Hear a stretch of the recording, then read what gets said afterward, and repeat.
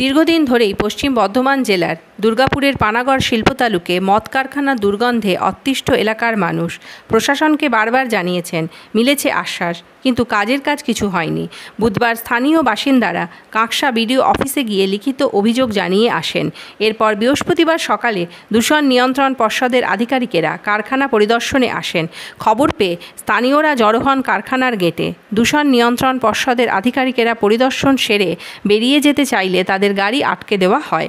যতক্ষণ না উপযুক্ত ব্যবস্থা না নেওয়া হবে ততক্ষণ ছাড়া হবে না বলে হুঁশিয়ারি দেন স্থানীয়রা। শুরু হয় বিক্ষোভ। কারখানা কর্তৃপক্ষ বিষাক্ত গ্যাস বেরোনোর কথা স্বীকার করে নিয়েছেন, কিন্তু সমাধান কবে হবে সে বিষয়ে কোনো সদুত্তর এখনো মেলেনি। আপনারা আটকেছেন? হ্যাঁ, আমরা আটকেছি, কিন্তু এখনো কোনো উত্তর আমরা পাইনি। কি বলছেন ওরা? বলছে যে কাল পরশু ওনারা দেখবেন। মানে পুরোটাই কারখানার পক্ষে হয়ে কথা বলছে? আপনারা কি ছাড়বেন না? না না, এখন ছাড়বো না। আমাদের আগে করুক, কোনো উত্তর দিক, তারপরে আমরা ছাড়বো। যাতে যতক্ষণ আটকানো হয় আটকে থাকবে। ঠিক। আপনার নামটা? মানে গন্ধটা আপনিও সহ্য করতে পারছেন না, তার জন্য কাজ তুলে দিচ্ছেন? কোনটা এই কাজটা?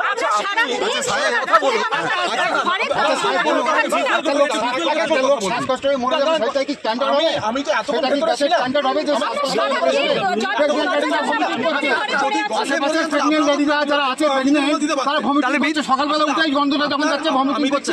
আপনি কি বলছেন যে এর ভলুমে নেই, ইয়ে নেই, এর কোনো ইউনিট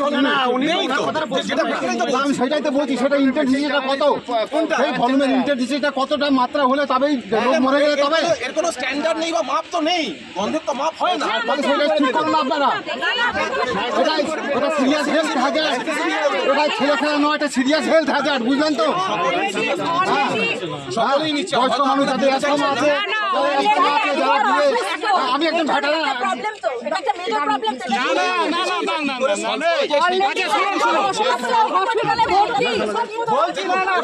গন্ধের মাঠ নেই, কিন্তু এলাকাবাসীদের কত সংখ্যক আছে সেটা আপনার জানা আছে? বলি, প্রথম কথা ইন্সপেকশন হয়েছে এবং আপনাদের মতো অনেকে যারা বলতেন গন্ধের মাঠ নেই, এলাকাবাসী কতজন আছে জানেন? তারপর আবার গন্ধটা শুরু হয়েছে। এবার আবার করে হয়েছে, তাই জন্য আবার আপনারাও এসছেন, আমরাও আবার ইন্সপেকশন করলাম। ঠিক আছে, আমাদের একটা বোর্ডে হিয়ারিং হয়েছে, তার একটা ডিরেকশন বেরোবে, এক্সপার্টরা বলেছেন আনবেন।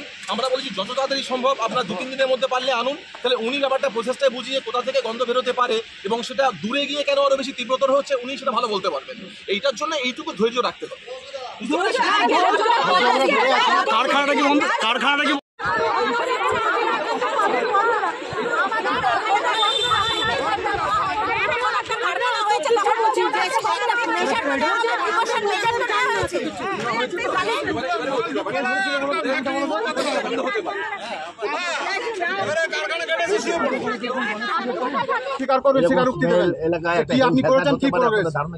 না, এরকম এতটা ইয়ে হবে এটা ধারণা ছিল।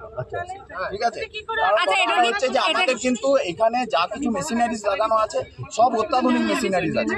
এরপরেও যখন এরকম কিছু হচ্ছে তখন আমাদের ডেফিনেটলি কোনো প্রিকশন নেই পলিউশন নিয়ে। আমরা তো ওই জন্যই তো আপনি দিন 10-15 টাইম নিন, তারপর আপনি বলুন যে 15 দিনের মধ্যে, এবার ধরুন আপনি ওটাকে গড়াতে 2 মাস 3 মাসে কথাটা আমি বলিনি। যদি আমরা পারলাম তো করলাম, না করলাম তো আপনাদের হাতে আছে, যা যেটা করার করবেন। এটা আমি আর কি বলবো। আপনি মিনিমাম 1 সপ্তাহ টাইম